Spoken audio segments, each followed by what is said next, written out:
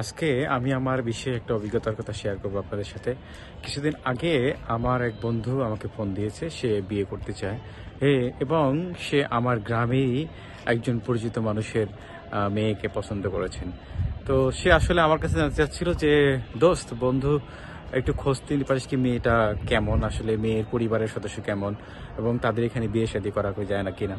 তখন আমি ভাবলাম যে ওই মুখ লোক তো আসলে ভালো না। তা সে সুদের ব্যবসা আছে, বিভিন্ন ধরনের মানুষের টাকা নিলে দেয় না, মানুষের সাথে খারাপ ব্যবহার করে, এই ধরনের সমস্যা আছে। এখন তাকে তো সরাসরি বলতে পারছি না, সে যদি বলে ফেলছে। তখন আমি কি করলাম যে ঠিক আছে বন্ধুদের টেস্ট করা যায়, তুমি যে ওই বাড়িতে বিয়ে করতে যাচ্ছ, আর তুমি একটা কাজ করো, তোমার শ্বশুরকে তুমি বিকাশে কিছু টাকা পাঠাই দাও, 1,000, 2, 3, 4 হাজার, 5,000 টাকা পাঠাই দাও। দেখো সে তোমাকে হচ্ছে ফেরত দেয় কিনা, অথবা তোমার একটা বন্ধুর দ্বারা এটা দাও করো, সে ফেরত দেয় কিনা। তো সে তখন আমাকে বললো যে ঠিক আছে, তাহলে তুই একটা টেস্ট করে দেখ তো মানুষটা কেমন।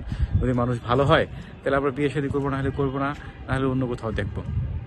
তো পরে কি করলাম, আমি সেই বুঝে আমি একটা আননোন নাম্বার থেকে, যেহেতু আমার নাম্বার চেনে, আননোন নাম্বার থেকে হচ্ছে তাকে টাকা পাঠাইলাম। ওনাকে পাঠানোর পরে ফোন দিলাম যে চাচা, ভুল করে আপনার নাম্বারে আমার এই টাকাটা গেছে, আপনি যদি আমাকে ফেরত দেন তাহলে খুব ভালো হতো। আমি সালাম দিলাম প্রথমে ওনাকে, উনি শোনার পরে উনি খুব ভদ্রভাবে আমাকে ওয়ালাইকুম আসসালাম বললেন। বলার পরে সুন্দর করে হচ্ছে আমি টাকাটা হচ্ছে চাইলাম, হ্যাঁ হ্যাঁ হ্যাঁ আসছে, টাকাটা তো আপনাকে ফেরত দিতে হবে। ঠিক আছে, কোথায় কিভাবে দিব বাবা বলেন, কিভাবে দিব, আপনি তো, আমি টাকা দিতে চাই, কি বলেন, হ্যাঁ আসছে আমার কাছে। আমি তো পুরাই অবাক হয়ে গেছি যে কি ব্যাপার, এই লোক তো এরকম হওয়ার কথা নেই, এই লোক তো সবসময় মানুষের টাকা মারিং কাটিং করে খায় এবং মানুষকে 2 নম্বরই এরকম করে খায়। তখন আমার মাথাটাই নষ্ট হয়ে গেলো। তা আমি মনে মনে ভাবলাম যে আমার বন্ধুকে আবার খারাপ পরামর্শ আমি তখন দিতে চাইছিলাম, তখন যদি বলতাম যে বিয়ে না করিস তাহলে তো সমস্যা হয়ে যেত, তখন আমি তো নিজেই বিপদে পড়ে যেতাম এবং এটা একটা ঠিক হইতো না, অবিচার হয়ে যেত।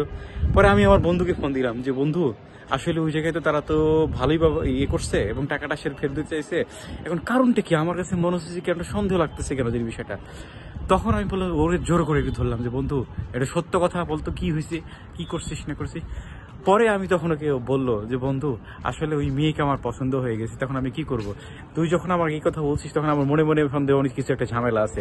তখন আমি আমার শ্বশুরকে আগেই জানাই রাখছি যে এরকম যদি হয় তাহলে আপনি আবার যেরকম ভালো ব্যবহার করলে সেরকমই করেন, যাতে হচ্ছে সবকিছু স্বাভাবিক এবং সবকিছু পজিটিভ থাকে। তো সেই জন্য আমার শ্বশুর তোমার সাথে হয়তো ফিরে পজিটিভ আচরণ করছে এবং তুমি করছে। তো এই হলো অবস্থা।